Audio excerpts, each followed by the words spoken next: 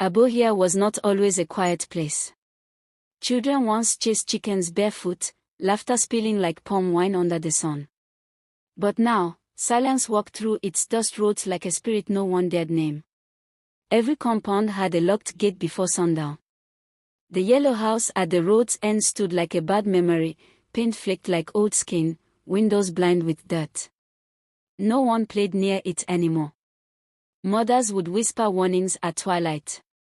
"Don't go near Agbonma's house," they'd say, not daring to speak louder.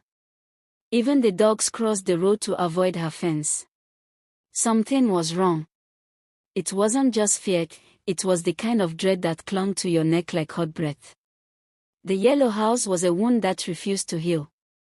The roof was rusted like dried blood. The fence wept green moss. The wooden door hadn't opened in weeks, yet the scent of burnt herbs floated into the air like whispers. Grandma Agbonma hadn't spoken to anyone in months. They said she didn't need to. Her mirror did the talking. Birds avoided her roof. One day, a crow fell from the sky right above her chimney, its wings folded like it had given up.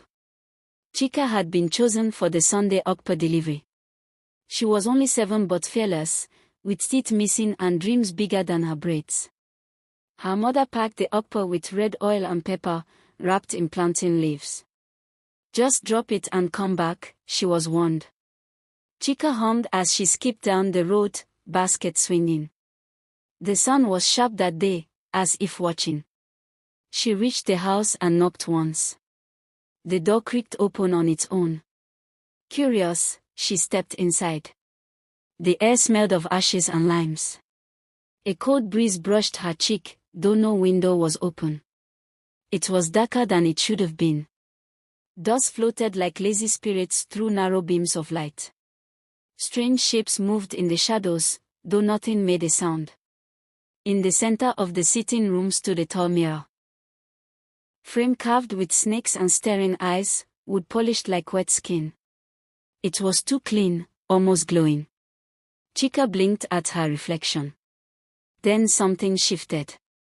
The girl in the mirror smiled first. Chika had not. She stepped closer, breath fogging the glass. A strange echo repeated her every heartbeat. Her foot crossed an invisible line on the rug, and then the room sighed. No scream was heard. No glass shattered. But something was taken. When Chika's mother called her name from the gate, the only reply was a far-off laugh that didn't belong to any child. By evening, the okpa bowl returned, empty, clean, and still warm. It sat quietly at the family's doorstep, as if placed there by invisible hands. But Chika never returned. Her shoes remained neatly aligned at the house's gate. Her beads, once bright blue, were found half melted near the mirror. Panic moved like smoke through obohia. The village swallowed its breath. No one wanted to say it, but everyone knew. Grief has a smell, and it is thick like boiled cassava water and smoke. Chika's mother did not speak for days. She sat by the doorstep, arms folded around herself, eyes searching the dusty road like it owed her a child. The neighbors brought yams, oils, and silence. No one went to Agbonma's house. Not even the village men dared knock. That night, the moon refused to rise. Clouds covered the sky like closed eyelids. A strange stillness fell on the village. At midnight, someone heard music. Not drums. Not flute. But a low hum, like an old woman singing to her mirror. Mama Agbonma lived across the road and was known for watching things through her curtains. That night, she picked and nearly dropped her chewing stick. Grandma Agbonma stood in front of her mirror, lit by a single candle that never flickered.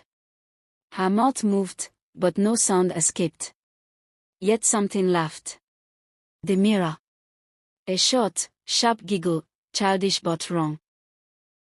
The candlelight danced, and for a moment, it was as if hundreds of little hands pressed against the inside of the mirror. Then, they vanished. Agbonma turned her head slightly, as if she knew she was being watched. Mama Agbonma shut her window fast. Obina, Chika's older brother, was 12 and made of fire. He didn't cry like the others.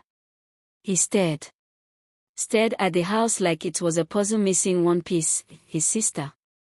He began asking questions. Why is no one doing anything? Why does the mirror laugh? What kind of Okpo returns home without the child? The elders hushed him, called him disrespectful. But his eyes burned. One evening, while the village sat at the square pretending nothing was wrong, Obina walked toward the cracked yellow house with a machete and his grandfather's red beads. He had no plan. Just pain and rage. He entered through the back door, where lizards scattered like secrets. The house moaned like it remembered. Dust floated like ghosts disturbed. He followed the smell, leaves, ashes, something burnt and old. Then he saw it. The mirror room. It was larger than it should be, walls covered in symbols he couldn't read. The mirror stood like a doorway. And inside it, he saw Chika.